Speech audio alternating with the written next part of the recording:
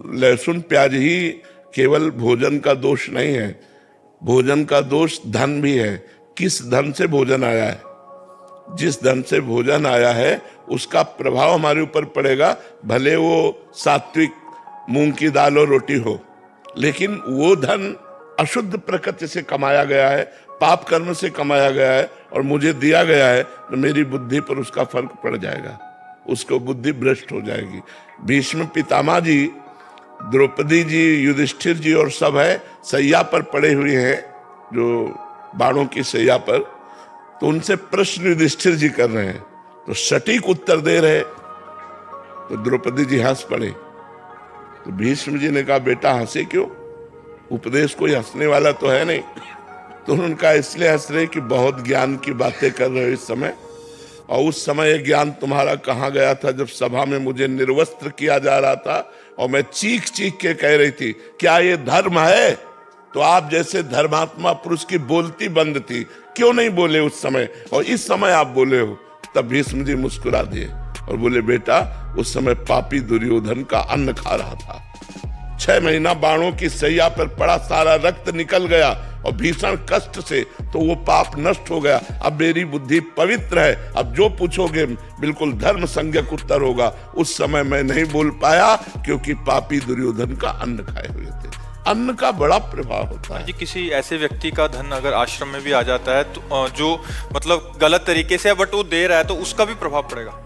हम तो मतलब इतना तक महापुरुषों से सुने हुए हैं कि एक बार एक संतों की मंडली ग्राम से निकली, तो एक धनी मानी ने निमंत्रण दिया, सब संतों ने प्रसाद पाया और सुबह एक दूसरे की तरफ देखते हुए कहा कि आज तो हमारा संयम नष्ट हो गया।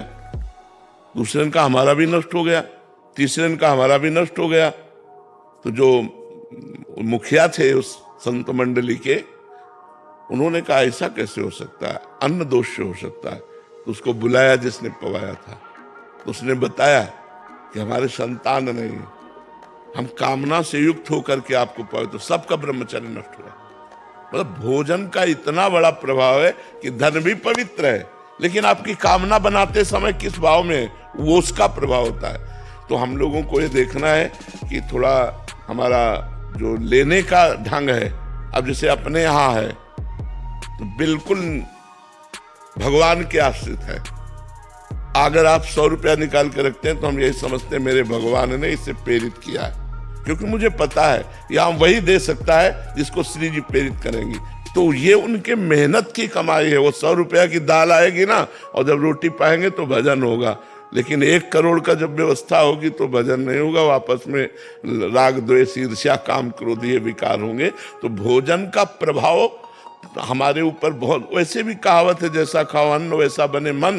तो अन्न कहाँ से खरीदा गया, किस पैसे से लाया गया, किस भावना से बनाया गया, उसका भी प्रभाव पड़ता है। इसलिए हम कहते हैं कि ज्यादा बाजार की चीजें भजन करने वालों को बनी बनाई नहीं पाना चाहिए, क्योंकि वो बनी बनाई तो अच्छी दिखाई दे रहे हैं, लेकिन बनाते समय उसकी प्रक्रिया शुद्धि अशुद्धि, और लघुशंका करके बिना हाथ धोए बना रहा है, उसकी शुद्धि अशुद्धि, उसके भाव, वो सब प्रभाव भोजन में पड़ता है। वैसे ही हमारी प्रकृति स्वभाव बन जाता है जैसा भोजन होता है।